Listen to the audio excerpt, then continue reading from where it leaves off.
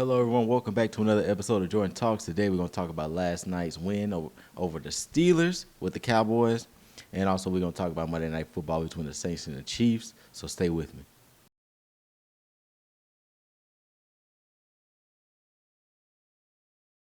Hello, everyone. Welcome back to another episode of this podcast.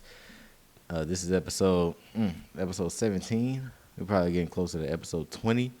The first thing I want to talk about is last night's win um, with the Cowboys playing the Steelers. The Cowboys won against the Steelers. I'm gonna clap it up, clap it up, clap it up for the Cowboys, man. Cowboys beat the Steelers when nobody thought they would. But I saw a lot of mistakes that was made. I give Dak credit where it's due. He made the best game-winning drive I've seen in some games that he played. But I'm just gonna tell you right now, 3 interceptions is not. I think it was two, probably 2 interceptions, but that's not gonna cut it because in the next 2 weeks you're gonna play the Lions, you're gonna play the 49ers, and if you throw interceptions in those games, it's gonna cost. So the only thing that helped Dak out this game was that the Pittsburgh Steelers offense was just as bad as the Cowboys offense, or if not even worse. So that's what saved Dak. He was getting bailed out. It was a defensive game up until maybe the second half. And like I said, they got bailed out. So that's just something that I worry about when it comes to Dak Prescott. But another thing I would like to give credit to is the Dallas Cowboys defense. Without a Micah Parsons, they performed well. They only allowed 17 points in the whole game. And that's probably the least that they allowed all season, or other than the 15 points they allowed against the Giants. But the Cowboys defense did very good. One person I want to highlight is Demarion Overshown. I think that's his name. The linebacker, he was all over the place. I feel like he needs more like reps on defense because he's just one of the better linebackers other than Micah Parsons. He helped out by stopping the run game, and also he played well in the pass. So Cowboys defense still got some improving to do because Pittsburgh Steelers is not all of a great offense, but Cowboys defense last night really showed up. So the only thing I'm just worried about moving forward is just preparation for next week and the week after that with the Lions and the 49ers. I just hope the Cowboys can get everything together as far as injuries and some of the struggles that I saw in the last few games.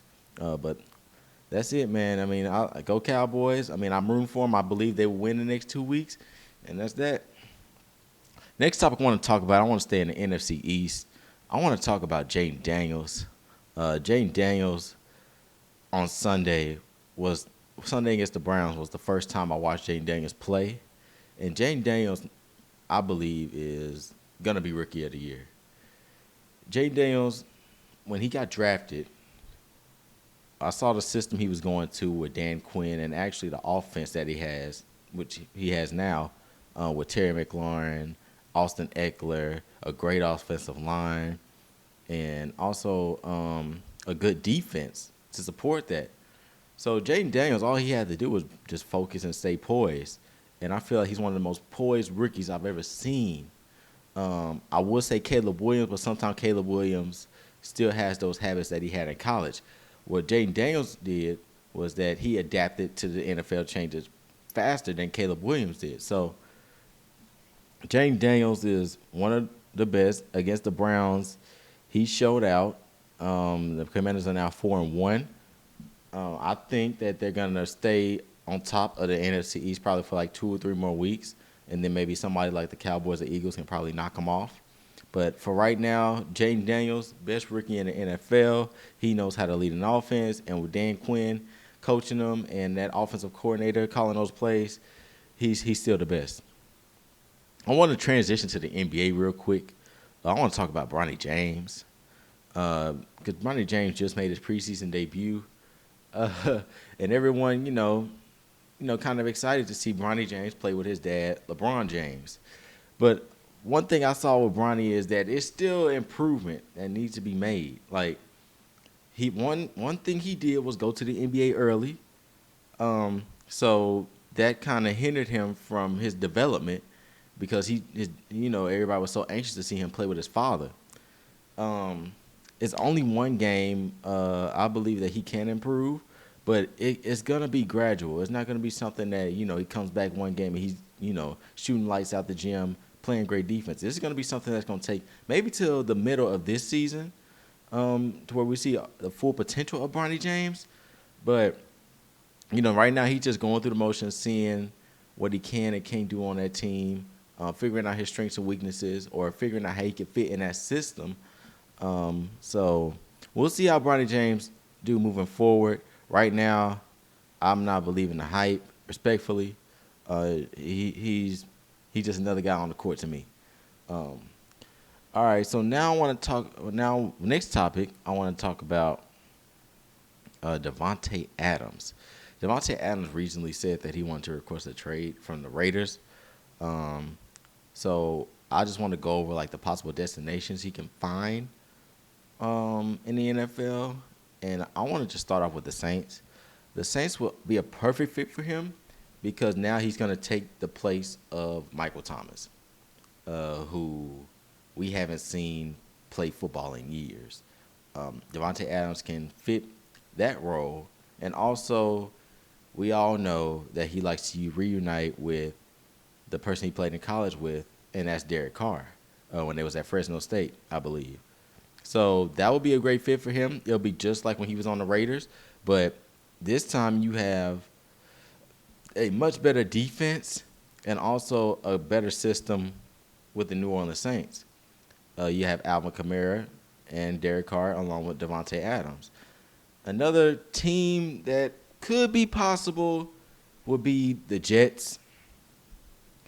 The Jets will only be possible because, once again, he has a quarterback that he used to play with in Aaron Rodgers. Aaron Rodgers right now is struggling right now, but Davante Adams, honestly, respectfully, in this case, wouldn't fix anything. I feel like the Jets, it's internal with them. It's within the team. They can't go out there and win because of things that's going on within the organization. We saw the game prior to the game they played the Vikings. The game prior to the Vikings, they had multiple penalties. And then the game against the Vikings, you have Aaron Rodgers throwing picks. And it's just some things they still ain't had together. And Davante Adams is not one of the pieces that they need to put that team together. If anything, it's coaching. It's an offensive line. We have to manage those defensive miscues. Those are things that the Jets need to fix. It is not Davante Adams. I'm sorry to say that. It is not Davante Adams. Another team I think Davante Adams would be a great fit for is the Baltimore Ravens. We could say the Ravens only because another option, you'll have Rashad Bateman, you'll have Zay Flowers, and you'll have Davante Adams. But some teams, when they stack up like that, that's just too much firepower, and typically those teams don't know how to work with that. You already got Derrick Henry, you already got Lamar Jackson, Zay Flowers, a good offensive line, and then you got a dominant defense. Davante Adams will just become an afterthought for the Ravens, but that's just a great suggestion if he just doesn't go anywhere else. But out of all three of these teams, I truly believe that Davante Adams would go to the New Orleans Saints because that would be great for him. He's a vet. Those receivers over there are young, and he'll fit right in because, he'll coach those receivers up, and also he reunited with Derek Carr, like I said earlier. Moving on to Monday Night Football, we're going to stay on the Saints a little bit because they play tonight versus the Chiefs. Tonight, I got the Saints winning. I just think it's probably going to be the end of the road for being undefeated for the Chiefs because you can only sustain so much before you just fall under. You have an injury to Rashee Rice. Travis Kelce's not getting enough targets. I don't think he's really in the groove like he is, in the past years. And a lot of people being injured on that team, and you going into a Saints game where you have a dominant defense with Demario Davis, Tyrann Mathieu, Marshawn Lattimore. those guys are going to be ready to play, especially against a championship team like the Kansas City Chiefs. So when you think about that, it's like they won't be prepared for that game. It's going to be some games where it's going to get bumpy for the Chiefs because they don't have all their pieces. In order for you to go undefeated, you have to make sure that everything is right.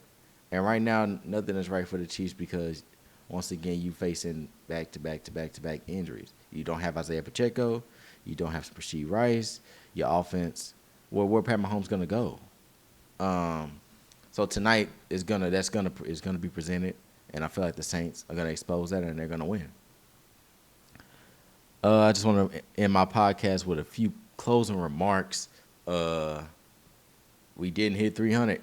I'm just gonna tell you right now, we didn't hit 300. So that means I'm not going live every day of the week, but I will be uploading videos and shorts just so y'all can look at those. We'll probably try again next week. On the next live on Sunday or Thursday this upcoming week. This week, my bad. But we didn't hit 300. I think we're at 277. If you're new to the channel, you watching, just make sure you like and subscribe for more. But it's nothing bad. I still thank you guys every day because y'all the reason I keep going. I'm just 277 of y'all, if not even more. Because 95% of y'all are not subscribed. I checked the analytics, but it's cool. People are still watching. I'm going to stay consistent. And yeah. So this is the end of this podcast. I hope you guys liked it. I will see you guys on Thursday when I go live for Thursday Night Football. I'll be talking about game picks and all of that. And with that being said, I'll see you guys there. Peace.